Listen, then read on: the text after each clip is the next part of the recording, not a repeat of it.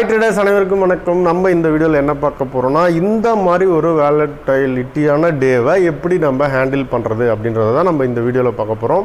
So என்ன அப்படின்னா, இந்த மாதிரியான டேஸை எப்படி அவாய்ட் பண்ணுறதுன்னு கேட்டால், இது நம்மளால் அவாய்ட் பண்ணுறதுக்கு நம்மளுக்கு முன்னாடியே தெரியாது. இன்றைக்கி இப்படி நடக்கும் அப்படிலாம் தெரியாது. நம்ம ஏதோ வழக்கமான எக்ஸ்பைரி டே தானே, ஏதோ ஒரு நீ ஜர்க்கு மாதிரி அங்கே ஒன்று இங்கே ஒன்று இருக்குன்னு பார்த்தா, ஒவ்வொரு கேண்டிலுமே 100 பாயிண்ட் 50 பாயிண்ட் இப்படி ஒரு ஜர்க்கு விட்டால் நம்ம ஒன்றுமே தப்பிக்க முடியாது. இதில் நீங்கள் எந்த டெக்னிக்கல் மெத்தட் எடுத்தாலும் சரி, ஓடிஎம் ஃபார் ஓடிஎம் செல் பண்ணுறவங்களா இருந்தாலும் சரி, ஸ்ட்ராடல் பண்ணுறவங்களா இருந்தாலும் சரி, ட்ரெண்ட் ஃபாலோயிங் இருந்தாலும் சரி, எல்லாமே இந்த துவம்சம் பண்ணி போயிட்டாங்க இன்றைக்கி. ஸோ இதில் இந்த மாதிரி டேஸை நம்ம அவாய்ட் பண்ணோம். ஓரளவுக்கு ஏதோ ஒரு வகையில் ப்ராஃபிட் பண்ணோம் அப்படின்னா, கம்பல்சரி இந்த மாதிரி வாலடைல் டேயில் இருக்கிற ஒரே ஒரு பெஸ்ட் ஆப்ஷன் லாங் ஸ்ட்ராடல்.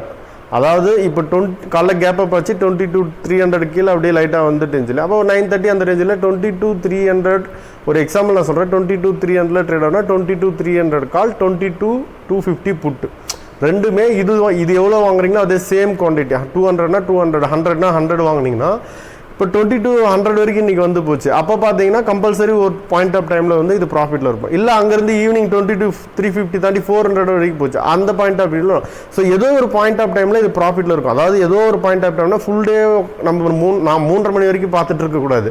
நீங்கள் பொசிஷன் எடுத்ததுலேருந்து ஏதோ ஒரு பாயிண்ட் ஆஃப் டைமில் உங்களுடைய கேபிட்டலுக்கு ஏற்ற மாதிரி 1%, 2% ஏதோ ஒரு ப்ராஃபிட் காட்டும். அந்த டைமில் டக்குன்னு க்ளோஸ் பண்ணிவிட்டு நம்ம வந்துடணும். இதுதான் இந்த மாதிரி நாளில் நம்மளை காப்பாற்ற முடியும், இல்லை பண்ண முடியுமே தவிர நீங்கள் அதுலேயும் வச்சுக்கிட்டு நம்ம 3:30 வரைக்கும் அப்படிலாம் பார்க்க முடியாது. இன்றைக்கி ஒரு அப்பு டவுனு டபிள்யூ, அதுக்கப்புறம் சாயந்தரம் ஒரு எல்வி எல்லாமே வந்துச்சு. இதில் ஏதாவது ஒரு இடத்துல நம்மளுடைய சிஸ்டம் ஒரு ப்ராஃபிட்டை கொடுத்துருச்சுன்னா அதோட க்ளோஸ் பண்ணிவிட்டு நம்ம வந்துட்டு அதை பார்க்கவே தேவையில்லை. பார்த்தா பெட்டராக ஒரு ஆடியன்ஸாக உட்காந்து பார்த்துட்டு இருக்கணும். இல்லைனா நீங்கள் திரும்ப எல்லாத்துலேயும் போய் இது பண்ணால் இது கம்ப்ளீட்டாக நம்மளை டயர்ட் ஆகிக்கிடும். அது மாதிரி தான் ஒரு நாள் இது.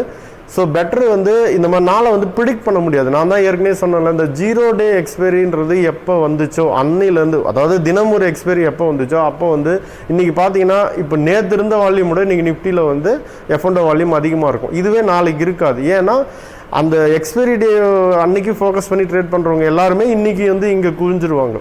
ஸோ இது ஒரு திருவிழா மாதிரி. இப்போ நிஃப்டிக்கு இன்றைக்கி எக்ஸ்பைரி டேயில் எல்லா நார்மலாக நிஃப்டி மட்டும் எடுத்து இன்ஸ்ட்ருமெண்ட் ட்ரேட் பண்ணுறவங்க இருக்காங்களா. இப்போ நான் பார்த்தீங்கன்னா என்றைக்காக இருந்தாலும் நிஃப்டி தான் இருப்பேன். பட் இன்றைக்கி அப்படி கிடையாது. என்றைக்கோ இருக்கிற வால்யூமோட இன்றைக்கி நிறைய வால்யூம் வரும்.